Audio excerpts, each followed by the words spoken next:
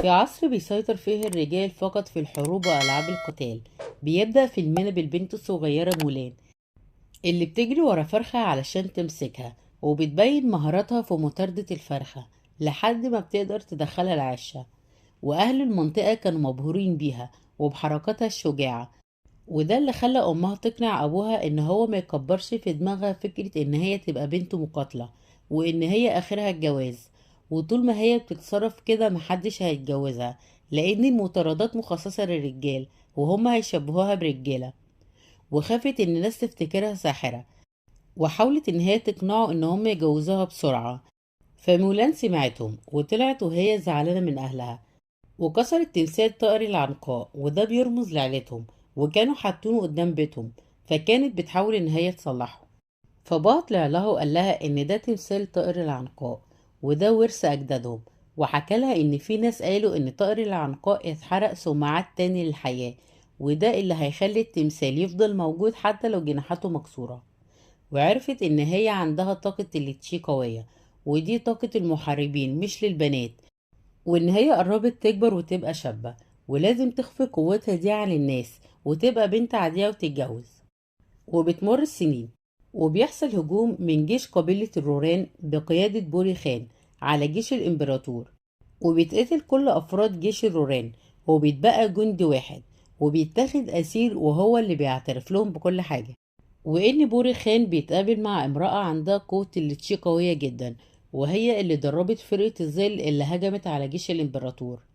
فقائد جيش الإمبراطور قال عليها ساحرة، وإن هما انتصروا بسبب السحر، وتحداهم وتوعد إن هو هيدمر جيش الروراني وسحرته، وإن هو هيكون جيش كبير وياخد من كل عيلة في المدينة ولد علشان يكبر الجيش ويواجه الجيش الروراني. وبعدها ساب الأسير يمشي، وبنكتشف إن الجندي الأسير هو الساحرة اللي بتساعد جيش الروراني، وكانت متشكلة في هيئة جندي علشان تخدعهم. ولما خرجت راحت لقائد جيش الروراني وبلغته بخطة جيش الإمبراطور، وإن هو هيهجم عليهم في طريق الحرير. وبعدها اتخانقت مع قائد الجيش بوري خان علشان قال لها يا ساحرة، وهي ما كانتش بتحب حد يقول لها كده. فاتخانقت معاه وهددته بالقتل لو قال لها يا ساحرة تاني.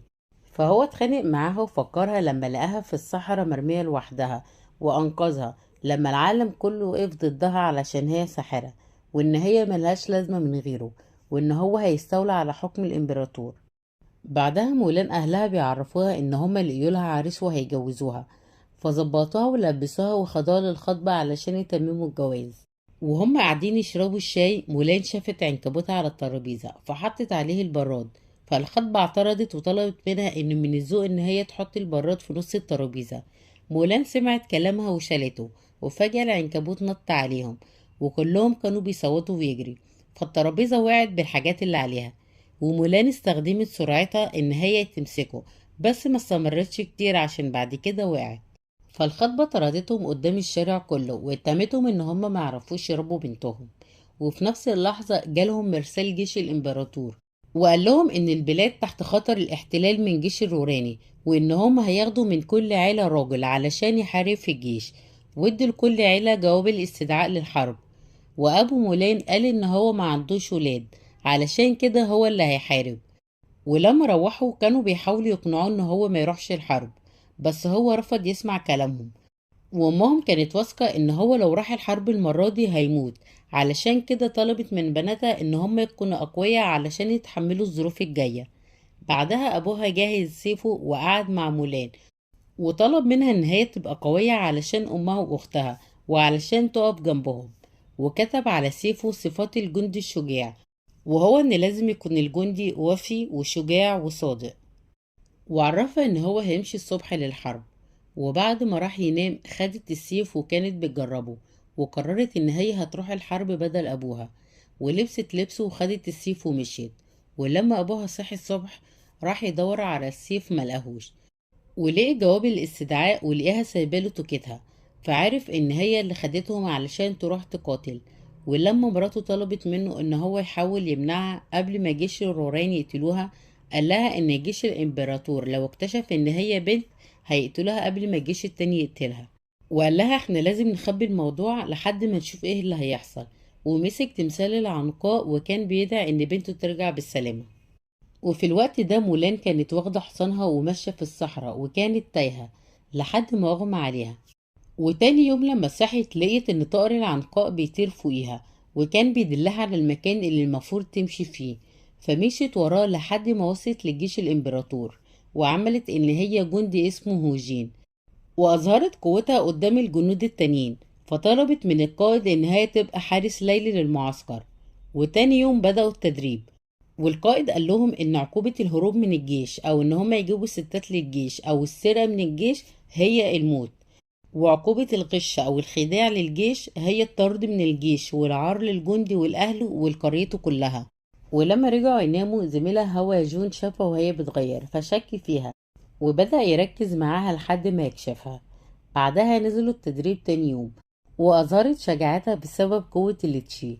فدخلت الخيمة وكانت بتلوم نفسها إن هي استخدمت قوة التشي، وكده هما هيعرفوا إن هي عندها قوة خارقة. بعدها زمايلها جم وقالوا لها إن هما فخورين بيه وبقوته، وحاسين إن هما لو استمروا على كده هينتصروا في الحرب. وتاني يوم الجيش الروراني كان بيجهز علشان يهجم على جيش الإمبراطور، بس أفراد الجيش كانوا رافضين وجود الساحرة معاهم، وكانوا بيقولوا إن هم ما ينفعوش ينتصروا بالسحر. وهي كانت متشكلة على هيئة طائر وموجودة معاهم في الاجتماع، فده عصبها. بس بوري خان لحق الموقف وقال لهم إن هو هيستعين بالساحرة في الحرب ومش هيستغنى عنها، وده أمر نهائي.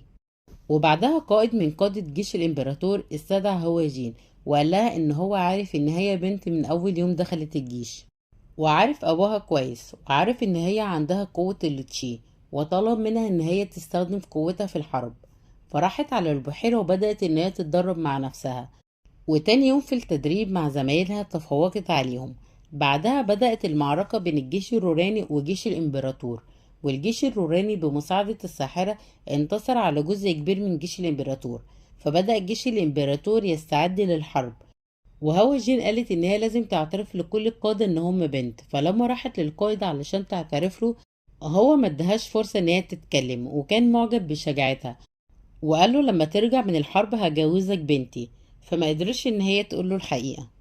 وعرفوا ان جيش بوري خان فاضل له يوم يوصل المدينة عندهم، فالقائد قرر ان هو ما يستناش وهو اللي يبدأ بالهجوم. وجهزوا نفسهم وواجهوا جيش بوري خان، وقدروا ان هم يقتلوا جزء كبير منهم، وده اللي خلى بوري خان يهرب من ساحة الحرب. فهو ريم وفريقها جري وراه، وفريق هو ريم كلهم ماتت وما تبقاش غيرها.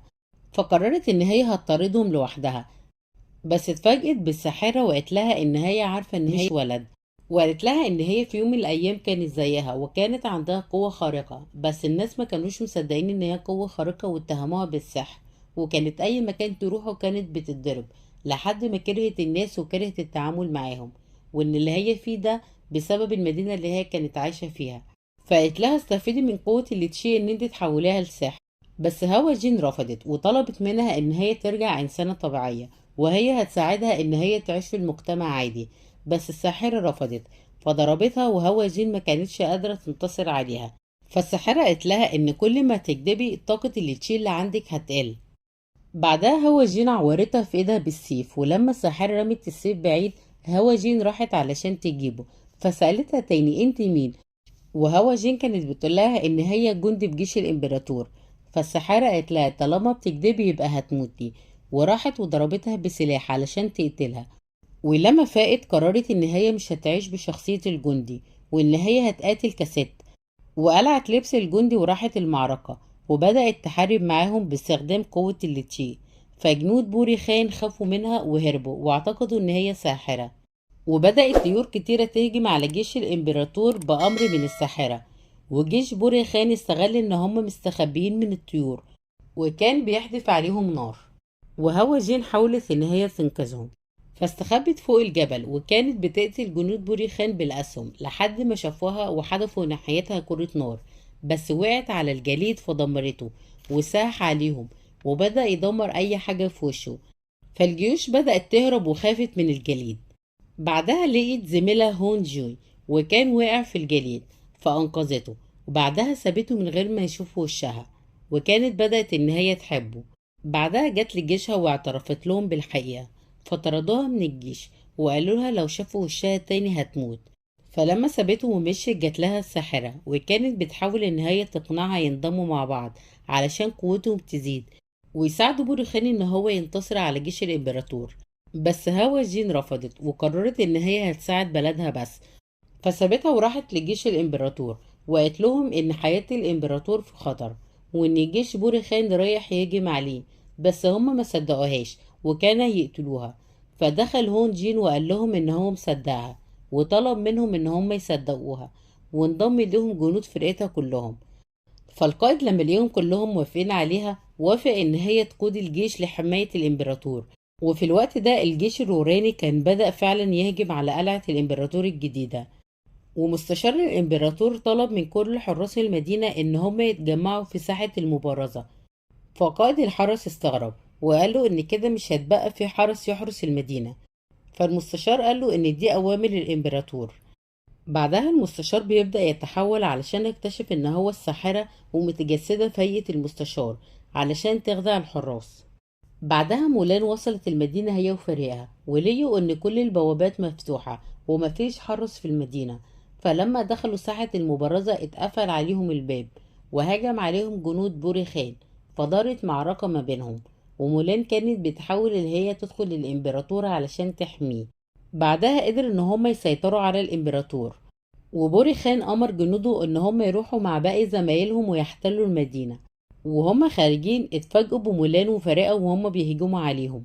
فهي راحت تنقذ الامبراطور، ولما وصلت لقيت ان الساحرة قاعدة مكان الامبراطور. ومولان كانت بتحاول تعرف منها مكان الامبراطور وكانت بتقنعها انها تبعد عن السحر وتبقى ست عادية وان هي في فرصة لكده وهي هتساعدها. بس الساحرة اتحولت لطائر وهربت. فمولان جرت وراها علشان تعرف مكان الامبراطور. وبوري خان رابط الامبراطور وكان هيحرقه. بعدها السحارة وصلت له وقالت له ان اللي هيحمي الامبراطور بنت شجاعة بتقود جيش. فهو شافها جاية فضربها بالسهم. فالسحارة طارت علشان تنقذ مولان وخدت السهم بدلها وطلبت منها ان هي تفضل شجاعة وما تتحولش لسحارة زيها. بعدها ماتت ومولان دخلت للإمبراطورة علشان تنقذه. وحصلت معركة بينها وبين بوري خان، فسيفها وقع منها في النار. والإمبراطور دعمها وشجعها تستمر في المعركة، وفعلا قاومت ورجعت تقاتل تاني. وبعد معركة ما بينهم قدرت إن هي تاخد سيفه ووقعت بوري خان وراحت تفك الإمبراطور. بس اتفاجئوا ان بوري خان لسه عايش فحدف عليهم سهم. بس الامبراطور لحق السهم ومسكه. بعدها مولان حدفت عليه السهم تاني وقتلته. فنالت اعجاب الامبراطور وطلب منها ان هي تبقى قائد الحرس الشخصي بتاعه. بس هي رفضت واختارت ان هي تبقى بنت عادية وتعيش مع اهلها وهتتجوز وتعمل اسرة. بعدين جالها هون جوي وودعها ووعدها ان هما هيشوفوا بعض تاني. بعدها رجعت لأهلها وكانوا فخورين بيها. بعدها حرس الإمبراطور جالها وكان معاهم سيف هدية من الإمبراطور، وقال لها إن الإمبراطور بيطلب منها تاني إن هي تفكر تنضم للحرس الشخصي بتاعه.